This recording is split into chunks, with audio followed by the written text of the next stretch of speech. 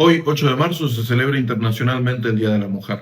Y por eso me parecía una buena ocasión para traer una o dos ideas de Juan Pablo II, sobre todo que él expresa en dos documentos. Uno es la Carta a las Mujeres y el otro es una carta apostólica que se llama Mulieris Dignitatem, es decir, sobre la dignidad de la mujer. Y esto es lo que hoy, sobre todo, quisiera como volver a traer sobre el tapete, la dignidad de la mujer. Porque hoy en todo el mundo se suele celebrar lo que la mujer puede hacer o se suele volver a poner consignas sobre lo que la mujer puede hacer. Y es verdad que hay cosas que la mujer puede hacer hoy y que deben ser celebradas, sobre todo en términos de conquista de derechos civiles, la posibilidad de votar, la posibilidad de trabajar, etc. Pero cuando el discurso o nuestra forma de pensar se centra solamente sobre lo que hacemos, nos olvidamos de quiénes somos. Por eso es tan importante la dignidad de la mujer, que es como decir la esencia de la mujer, la identidad de la mujer. Porque, como decía Santo Tomás de Aquino, el obrar sigue al ser. Es decir, nuestro obrar, nuestras acciones cotidianas, debieran fluir de quienes somos, de nuestra identidad. Si yo no sé quién soy, si he perdido mi identidad, y ese es el mundo en el que vivimos hoy, fíjense que hoy hasta nos cuesta decir qué o quién es una mujer. Si yo no sé quién soy, difícilmente voy a saber cómo vivir. Y por eso andamos desorientados en términos culturales sobre los roles, el varón, la mujer, qué es lo que uno puede hacer, si hay algo típicamente masculino, si hay algo típicamente femenino, si los dos podemos hacer las dos cosas. Pero para zanjar esa discusión, de alguna manera, necesitamos como volver un casillero hacia atrás, necesitamos volver a recordar quiénes somos. Porque también en esto hay que decir lo siguiente, es verdad que la mujer durante mucho tiempo se ha sentido oprimida o violentada o no ha tenido estos derechos civiles de los que hablábamos u otros, o han sido ciudadanas de segunda, etcétera, etcétera, ¿no? Entonces, frente a tanta violencia u opresión u olvido, o como lo quieran llamar, es lógico que se vaya gestando como cierta ira, cierto enojo, pero producto del pecado nunca puede salir algo bueno. Es más, la situación en la que estamos ahora es producto del pecado, pero particularmente del pecado de los varones. Por eso también quiero aprovechar a hacer una especie de llamado a volver a recordar nuestra dignidad y nuestro rol. ¿Qué es lo que pasa con el pecado? Ya en el Génesis aparece esto. Y hoy nos llama la atención culturalmente, pero ya aparece en el Génesis. ¿Qué es lo que pasa con Adán y Eva después del pecado? ¿Qué es lo que le dice Dios especialmente a Eva? Como si se lo estuviera diciendo hoy Dios a todas las mujeres. Tu deseo será hacia tu marido y él te dominará. Es decir, la mujer desea naturalmente ser sostenida, ser abrazada por el varón. Pero cuando esa fuerza que es típicamente masculina, esa fortaleza que es bien típicamente masculina y que hasta se expresa visiblemente en el cuerpo del varón, cuando esa fortaleza es atravesada por el pecado, esa fortaleza es como tergiversada.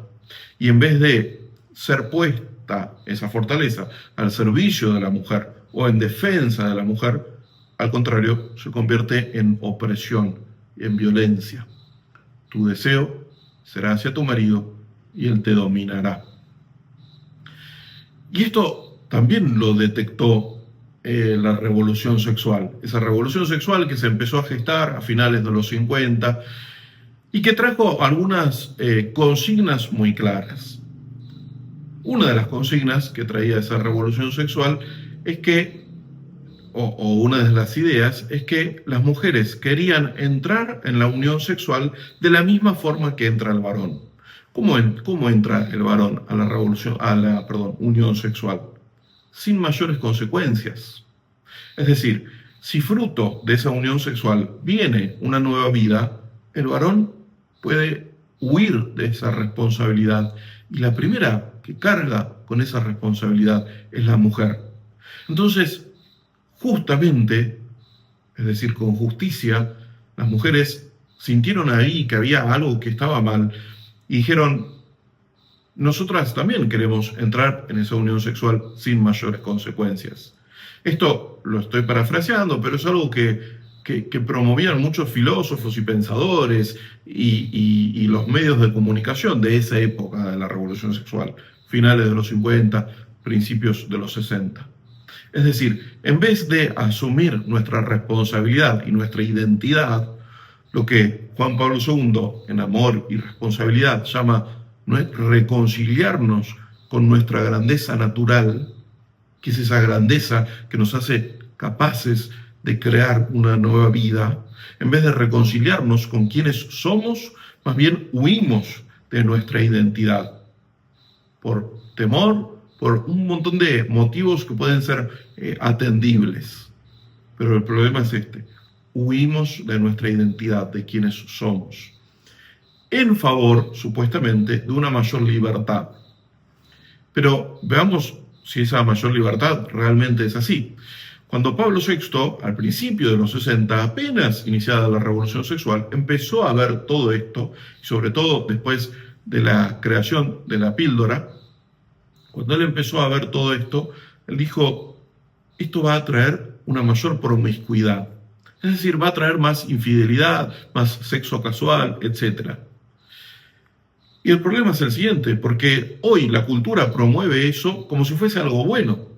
Pero Pablo VI decía algo más: esa mayor promiscuidad va a traer una mayor cosificación de la mujer por parte del varón. Y veamos en nuestra propia experiencia si eso no es así. Veamos a nuestro alrededor, en nuestros familiares, en nuestros amigos, si hoy las mujeres no se sienten profundamente heridas producto de haber sido utilizadas por los varones, producto de la mentira, el engaño, en definitiva, esa misma cosificación de la que hablaba Pablo VI. Por eso la solución a esto no es la huida de nuestra identidad, especialmente ahora hablo a los varones. La solución no es la huida de nuestra identidad, como en el Génesis, sino que la solución es reconciliarnos con nuestra verdadera grandeza, con quienes somos. Estamos creados para sostener, acoger por nuestra fortaleza, por nuestra capacidad de ser un don para los demás, por nuestra entrega, etc. Pero hay otra cosa más de la que quería hablar. Aparte de la cosificación de la mujer, hoy tenemos otra consecuencia grave de habernos olvidado de la dignidad de la mujer, que es una especie de masculinización de lo femenino.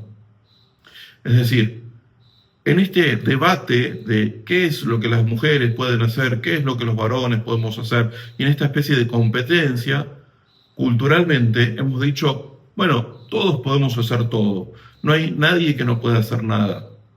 Entonces, como las mujeres empezaron a querer conquistar los mismos terrenos en los que estaba instalado el varón, hay una especie de proceso social que se fue dando en las últimas décadas, que es una especie de masculinización del varón.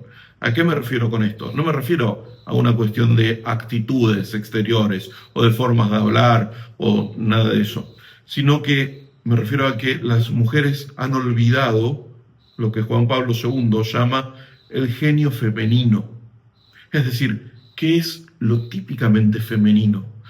Y de vuelta, lo repito porque esto es importante, no se trata de lo típicamente femenino, es decir, qué es lo que las mujeres pueden hacer o cuál es su rol, sino que el genio femenino se refiere a su identidad, a su dignidad. Y en esto hay una palabra clave que aparece en Mulieris Dignitatem, en donde Juan Pablo II dice que las mujeres son el arquetipo de la humanidad. Y me parece que esta es una buena pista para empezar a entender qué es lo típicamente femenino, qué es lo que las mujeres son que yo como varón no soy, qué es lo que las mujeres pueden aportar al mundo que yo como varón no puedo aportar al mundo. Porque también podríamos decir a la inversa, hay algo que los varones somos, que las mujeres no tienen, algo que los varones podemos aportar al mundo que las mujeres no. Y cuando decimos simplemente, bueno, todos somos iguales y todos podemos hacer todo, nos perdemos de esa diferencia que lejos de ser para la batalla, esa diferencia tiene que ser causa de riqueza. Porque reconozco en el otro, en este caso reconozco en la mujer, un don que ella es, que yo no soy, que ella puede aportar al mundo algo que yo no soy. Y eso es bueno, eso es causa de alegría.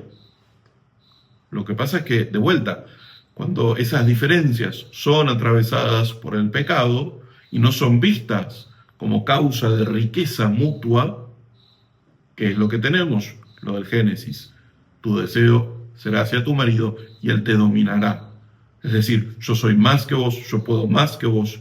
Entonces las diferencias son causa de batalla. Pero necesitamos volver a tomar la invitación que nos hace Jesús, que es la de volver al principio. Esa invitación que nos recuerda Juan Pablo II en la teología del cuerpo. En el Evangelio, en un diálogo con los fariseos, Jesús utiliza 2 veces la expresión en el principio. ¿Qué significa eso? Que necesitamos volver a nuestra identidad más original, a quienes somos verdaderamente, esa identidad que no está atravesada por el pecado ni por el temor a ser vulnerable o por el temor a que el otro venga a apoyar su pie sobre mí, entonces que yo sea menos que el otro. No, si yo sé quién soy verdaderamente y puedo ver quién es el otro verdaderamente, esa es la causa de alegría. Entonces retomo lo que decía hace un rato. ¿Qué es lo que la mujer es y que es típicamente femenino? La mujer es arquetipo de la humanidad. ¿Y qué significa eso?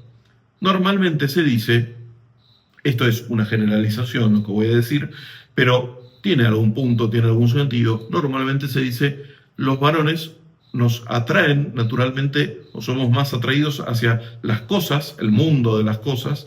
Por eso es que los varones suelen trabajar mucho en ingeniería, en construcción o en profesiones similares, y en cambio a las mujeres les suele atraer más el mundo de las personas, el trato personal. Por eso es que hay tantas mujeres, por ejemplo, que son docentes, que es un trabajo en el que suele haber muchas más mujeres que varones. Entonces, en ese que las mujeres son atraídas naturalmente, normalmente, mayormente hacia el mundo de las personas, las mujeres son capaces de acoger a la persona, son capaces de recibir a la persona y abrazarla. Y son arquetipo de la humanidad, porque la mujer es el signo de quién es la humanidad de cara a Dios. ¿Quién es la humanidad de cara a Dios? La humanidad es el lugar en donde podemos recibir a Dios. Podemos, como la mujer, acoge la vida y la nutre y la hace crecer, de vuelta, ese mundo en relación con las personas. Bueno, pensemos en la Virgen María, porque si la mujer es arquetipo de la humanidad, porque el rol de la humanidad frente a Dios es recibirlo, porque podemos recibir a Dios en nuestra propia vida. María es el signo más absolutamente claro de eso. María es quien en su cuerpo realmente, literalmente, recibió a Dios. Por eso es que Juan Pablo II tiene una expresión más. Él dice, la mujer es capaz de humanizar a la humanidad. Es decir, la mujer puede volver al mundo más humano, porque el mundo se vuelve más humano cuanto más impregnado de Dios está. Nos hicieron creer una mentira, que es que Dios está en competencia con el ser humano. Entonces había que eliminar a Dios del terreno político, social, de la familia inclusive, para que así seamos más libres y más felices. Pero Dios no está en competencia con el ser humano. Es más, como decía San Ireneo, uno de los santos de los primeros siglos, la gloria de Dios es el hombre viviente. Es decir, la gloria de Dios está en que el hombre esté plenamente vivo, entre en una comunión de amor que lo haga llenarse de vida. Y el cuerpo de la mujer es signo de eso. El cuerpo de la mujer es capaz de acoger el don y concebir vida en ella misma. Por eso es que la mujer es arquetipo de la humanidad. Necesitamos mirar el cuerpo de la mujer para entender quiénes somos, como varones y como mujeres. Somos hijos de Dios, creados para acoger a Dios, recibir a Dios en nuestra propia vida y así estar plenamente vivos. Por eso es tan grave que reduzcamos el debate a qué es lo que los varones podemos hacer, qué es lo que las mujeres pueden hacer, porque nos olvidamos de esa dignidad típicamente femenina, ese mensaje que las mujeres pueden aportar al mundo y que solamente las mujeres pueden aportar al mundo. Las mujeres son en sí mismas, en su cuerpo, el mensaje de que estamos creados para recibir al mismo Dios en nosotros. Entonces, con eso en mente, recordemos en este día esa grandeza natural de las mujeres y que tengan un feliz día también en familia. Dios los bendiga.